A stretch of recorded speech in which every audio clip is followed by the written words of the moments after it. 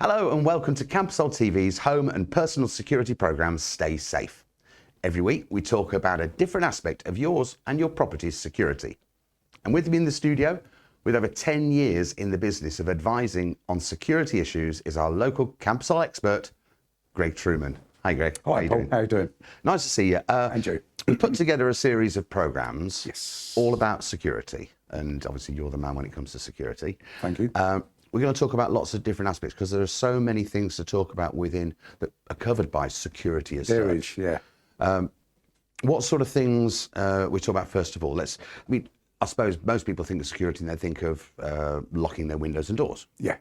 So with sort of sliding doors, what would you advise to do with that? Sliding doors and windows can be quite easily bypassed. So the quickest and easiest way to secure those is with the window bolt. Just that they're really good, powder coated white normally. You can get them in different colours, but normally powder coated white. And they go right through the middle of the frame where the windows or the doors meet. And once they're in place and screwed in, then that prevents the doors being individually lifted out or slid open. Yeah, because a lot of the windows, my windows definitely in the house, lift out. Yeah, mine too. So you can wash them both sides. Which is nice and handy. easy. It's nice in the summer as well. Yeah. But they can be bypassed. So use a window bolt. If you can, get a window bolt in your windows. And it is literally something you buy off the peg and just drill in. Buy off the peg, drill in, and then once they're in, they don't have to stay there. Obviously, when you want the windows or your fly screens open or closed, whatever, all you do is unscrew it, leave it hanging in, or put it somewhere safe. Use your windows and fly screens, and then when you go out or at night time, put them all back and screw the bolt back in. Really simple, but very, very effective. How does that work with sort of big sliding doors, like patio doors? Things? Patio doors, usually, if it's a huge patio door, you can have one at the top, one at the bottom. But usually the best place to put it is dead centre. Yeah. And that takes all the force. If there's any force, it's going to be towards the centre of the doors. And the bolt, they're solid steel. So they're not going to bend that. And that will just stop the doors being slid open. Nice, easy fix. Very easy fix, yeah. Nice, cheap, easy fix. Yeah. Other aspects of security, we're going to be talking about, obviously, personal security. But with the house specifically, you go around and you see that some houses are protected by cameras. Yep. And camera security. Yep. What are the benefits of that? Cameras are always good because they are a deterrent. And believe it or not, I know we've had one or two incidents where there have been crooks caught on cameras, but that's the whole point of having a camera anyway. They are a deterrent. They're another level that the crook has to get through in his mind. So, and then of course, if you may be able to identify the crook as well. Don't rely solely on cameras. So don't have a camera system fitted in your holiday home. Go back home and say, well, I can see them breaking in there. That's because the average burglary only takes 3 minutes, but team them up with something else. So an alarm system and cameras as well. And it's a deterrent. Yeah, because I suppose if the burglar's going to hear a noise, then then it notifies neighbours, etc. Exactly right. Yeah. It makes people look around. And the camera, you say, it will record the images, but it is primarily a deterrent. Would you say? Primarily a deterrent. Yeah. And be careful what cameras. There are loads and loads of cameras on the market. What you want, if you have a cameras with a mains feed, for example, the mains can be cut, and they know that. Yeah. So if you get them with a battery backup or something like that, and records to your Wi-Fi or records to your phone, but shop around. There are loads and loads of good cameras out there. Spend some money on cameras. If you're going to get a camera system, spend some money on them. Excellent. Now, we talked about the sliding doors as well. Yeah. We are going to be talking in more detail about these aspects, but we're also going to be covering, one thing I noticed as soon as I came to Spain about 7 years ago, is that all the houses have got the bars on them, the wreckers. And all shops pretty much have, and everywhere has got this. You don't get that so much where I come from in the UK, but obviously that's just a physical barrier, isn't it? So with those, any ideas on those? What you should have? What you should Don't get the ornate ones. Sometimes there's some ornate ones that have got a big scroll at the bottom. They're really for decoration, more than anything. What you want is a good solid steel wrecker in your window, secured at 3 points either side, with proper bolts. There are some good companies out there that fit these, but make sure the bolts are at least 2 or 3 inches at least. that goes directly into the brickwork. Into the brickwork, yeah. And set properly. Set in 3 places but each side, not just one at the bottom, one at the top.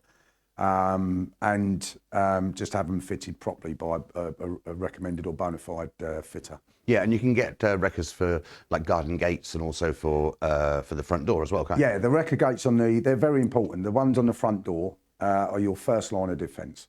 So get a good one fitted. Again, make sure it's fitted properly. And you can get additional lugs put on those wrecker gates for your front door for a padlock. Oh, the actual things that stick out, little bits of metal stick out, you put a padlock on it. Yeah. Okay. Which is always advisable. Yeah, but they do come with an actual lock as well, don't They do come with a lock, normally come with a standard cylinder, what we call standard cylinder, which you can, so they do lock, yes. There are different types of locks you can get, different types of mechanisms you can get. Are there any more secure than others, would you say? Yes, there are, yeah. I always recommend if you're having a wrecker fitted on a gate, wrecker gate fitted on your door, there are two types of lock you can buy. One has got a sliding bolt. So as you turn the key, the bolt slides out, like most front doors in it, for example. Yeah. But there is one that we call it a gancho. It's a hook. So as you turn the key, the hook comes down into the frame. They're much harder to bypass than the bolt. Right. So if a crook attacks it with a crowbar, he's got a much tougher job on his hands to get that open if there's a gancho rather than a bolt.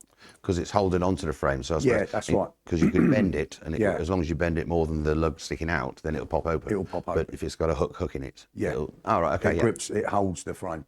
All right, okay. Well, once again, we'll go into a lot more detail on this in the series. During the series, we're going to cover lots of different aspects of security. We're just sort of briefing over it today, so hopefully you get a flavour for what we're going to be doing in the next episodes. We talked about cameras earlier. Linked to cameras, obviously, is lighting outside. Very, very important. I can't stress this enough. Light your house up, like Blackpool illuminations. The more lights you've got in your house, the less likely you are to be burgled or have intruders. The last thing they want to do is be caught or be seen. So light your house up. That's why I suppose burglars always wear dark clothes. Yeah, because they hide in the shadows. Yeah, basically, that's exactly right. Yeah, so light it up. My house is like the Blackpool illuminations. It's lights. They're all on timers. None of them are battery. They're all mains fed, and they just the whole place is lit up. And of course, these days with LED lighting, it's not as expensive to run. It does cost to run lights. Yeah. Would, with that in mind, would solar lights work? I've got a solar light which over my front door, and without my other lights, that on its own would light the whole of my front garden. And that's a big solar light that sits above my front door. So it doesn't cost you anything to run? No, nothing at all. No, okay. No. But you can go and buy these online and... You can buy them online. Look online for them. But it does also, with the brightness of bulbs, because, excuse me, I've noticed this on some solar lights. I'm never sure how bright it's going to be because it says whatever lumens, but I don't know what the lumens are with regards to what a traditional wattage would be of a bulb. Well, I suppose the quickest way to work out, the more lumens, the better. Yeah, of course. Yeah. So it does do a comparison on some lights, doesn't it? It does, yeah. So that's equivalent to a 200 watt bulb. Yeah. Yes. Yeah. Okay. So we're going to be talking in a lot of detail on this, but for the next sort of couple of minutes, let's just discuss the general do's and don'ts, because we talked about putting people off, deterrent, physical barriers. Is there anything else that you could tell us about? Don't be complacent. That sounds horrible to say that, but don't be, it won't happen to me, it won't happen to me. Yeah. Hopefully it never will. But it probably won't. Probably won't. But don't encourage them. If you've got wrecker gates, for example, always shut and lock them. Even if you're just nipping out to concert, might only be 10 minutes, lock your wrecker gate because that's your first line of defence. Lock it. Lock your front door. Make sure your windows are locked. If you've got blinds on your Persianas, pull those down because that's another line of defence. Yeah, of course. Don't leave keys under mats or hide keys in your garden somewhere. That's a big no-no. If you've got ladders and you can't stash them anywhere, then chain them. Chain them to something with good high quality chains. Don't leave ladders out because they might get in your top box and then gain entry to your house. Depends what type of house you got. Yeah, of course. And also the first point of entry is getting into your garden. So the garden gate as well. Exactly. If you can lock that, I suppose that's because once they're in your garden, they can wait and hide and do where else. But getting into the garden itself, if you can stop that on the outside. And if get into the habit, if you can, I drive my wife insane because every time I go through a door, I lock it. So my front gate lock, terrace door lock. I don't. If we're at home, I won't lock the wrecker in the front, but the terrace door gets locked. just in case someone jumps over the wall. Yeah. And manages to hide in the front terrace or something until we go out. You don't know. All this goes through my mind, you know, because this has made me a bit, not paranoid, but I see how people get in. Just use common sense. Try and think like a burglar. How would I get in there? Yeah. And just lock things up behind you. And one thing I will point out, if you've got, it depends which house you've got, always make sure your windows are locked of a night time. Right. Because we've had some burglaries, they call it fishing. They'll slide your window open, they'll literally get a fishing rod and fish your keys off the table and steal your car. We've had that before, where handbags have been lifted off the kitchen table.